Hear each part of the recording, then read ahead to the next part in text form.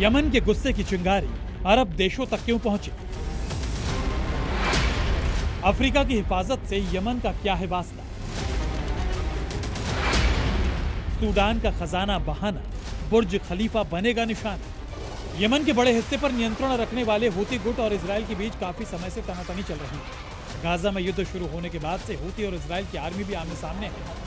America के दखल के बाद सीज फायर का ऐलान तो हुआ, लेकिन आर्थिक और सामरिक तौर पर कमजोर हूती के लिए खुद को खड़ा करना एक बड़ा चैलेंज हो गया है।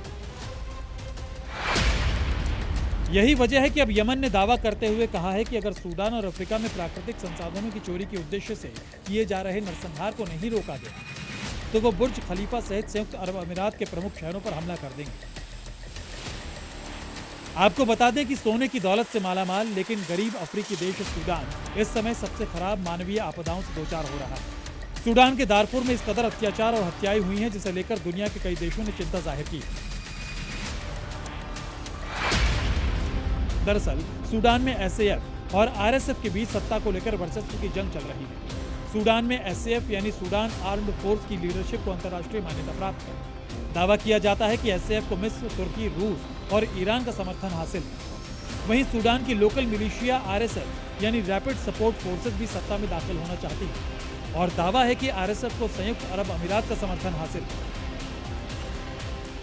इसी खूनी रंजिश में यूएई पर आरोप लगते रहे हैं। दावा किया जाता है कि युद्ध के दौरान रैपिड सपोर्ट फोर्स यानी आरएसएफ के पास हथियारों और ईंधन के लिए कई आपूर्तिकर्ता थे, लेकिन मेन सप्लायर यूएई बना हुआ है। मगर यूएई ने बार बार आरएसएफ का समर्थन करने से इनकार किया। इस तरह के आरोपों को यूएई सूडान की सेना का अभियान बता रही है और माफी की मांग भी कर रही है। आरोप तो यहां तक लगे कि यूएई ने न सिर्फ लीबिया की सीमा से सीधे सूडान तक बल्कि चाड और युगांडा के रास्ते भी हथियारों की तस्करी की और यूएई की नजर सूडान के सोने के भंडार पर है।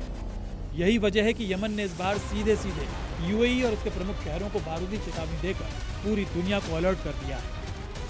ब्यूरो रिपोर्ट, जी मीडिया।